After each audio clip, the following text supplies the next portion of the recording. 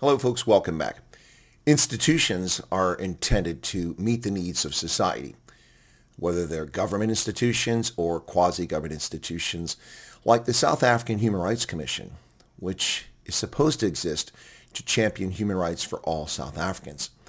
But a look at its record will show that's quite a spotty position, to say the least.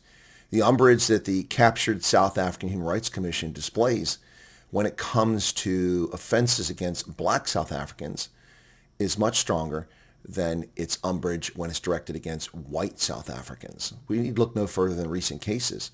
Recent cases include, of course, the case of Nobs Mkhize, a former South African government employee who worked, I believe, for SABC, who was racially abusive to flight attendants in December of 2024 on a SAHRC flight from Durban to Cape Town.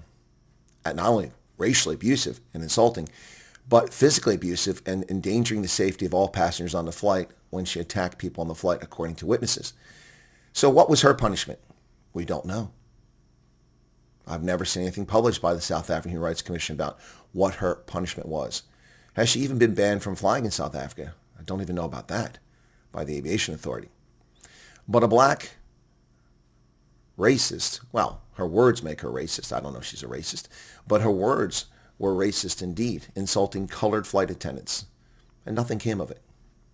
Or the case of Notoboloy, who on multiple occasions last year racially insulted white people the world over, but particularly South Africa, saying that white women were genetically inferior, claiming they bred with dogs, that they should be treated like dogs and put on leashes, that they should be driven into the sea and killed.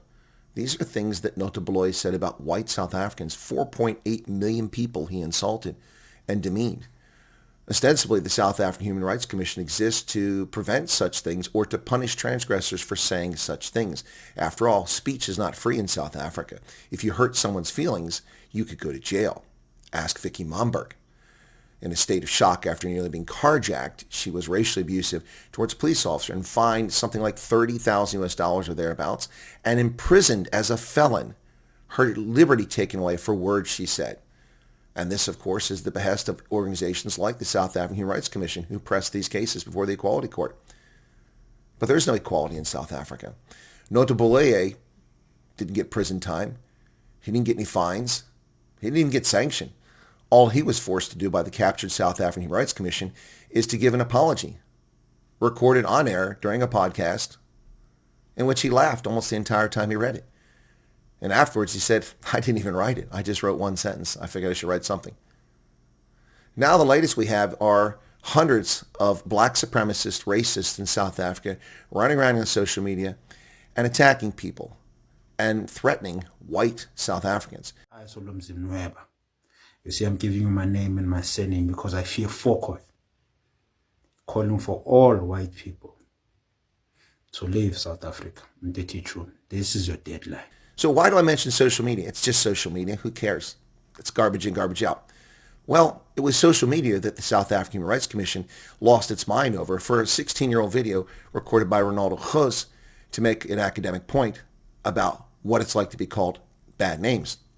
And in that video, he used the offensive K word for unbeliever from Arabic to make a point, and the N word, if I recall correctly, to make a point in saying, what if you were called these things? How would you feel? He didn't direct it at a single person or at a group of people. He just did it for an academic exercise. And 16 years later, the captured South African Human Rights Commission used that to destroy his political career, and the cowards in the DA kicked him out because they're cowards. And they're still pursuing him to this day in a lawsuit, in a court case, trying to punish him for that video 16 years ago. Yet while South African lives are in jeopardy today, with the June 30th deadline approaching, the South African Human Rights Commission is silent on the safety of South Africans, particularly white South Africans. And what am I referring to? Well, March and March supporters and Operation Dudela supporters have been making videos, and EFF supporters, or at least they claim BFF based on what they're wearing for their clothing, have been making videos on social media and posting comments on X and other places, threatening Facebook, threatening white South Africans. Once we're done with the foreigners, we're coming for the whites. Get out of here. You don't belong here. This isn't your country. Threatening to attack and kill them. Even seen a few of these videos where these people actually threaten to sexually assault white women. Yet the South African Human Rights Commission, which is there to protect the dignity and human rights of all South Africans, not just black South Africans, but coloreds, Indians, and whites, as well as blacks, is silent on this. Now, if you go look at their webpage today, you'll notice that they have a huge poster up that talks about immigration and how everyone has rights in South Africa. But not really. Not when the Captured Human Rights Commission doesn't bother to protect the dignity of white people in South Africa. Its concern is more about illegal immigrants coming into the country, not about white South Africans. And that's the problem. These vicious, vile, criminal acts, which are being occurring every day on social media, and make no mistake, these are criminal acts. These are menacing. These are terroristic threats. These aren't simply videos made for entertainment. These are dangerous videos by dangerous individuals who are threatening the safety of South Africans. At a minimum, it's menacing. And its most serious extent, it's domestic terrorism. Yet the Captured South African Human Rights Commission is silent. Not a word, not a press conference, not a press release, not a poster on their website. They're doing nothing to protect the dignity and safety of minority South Africans. And it raises the question, why does such an institution exist in the first place? What is it there for? Is it there to elevate black supremacy over the rights of other South Africans? Why does the South African Human Rights Commission exist? They're more concerned about hunting down issues on water and LGBTQ plus rights, which affect all races, than they are about protecting the rights and the safety of minorities.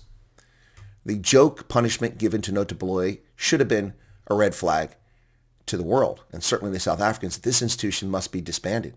It serves no function other than promote black supremacy. It certainly doesn't serve to protect the needs of its citizens. Well, it does. A selective group of citizens, 80% of the population, and the rest can be damned. What say you, South Africa? Mzansi? Good luck. It's getting spicy out there.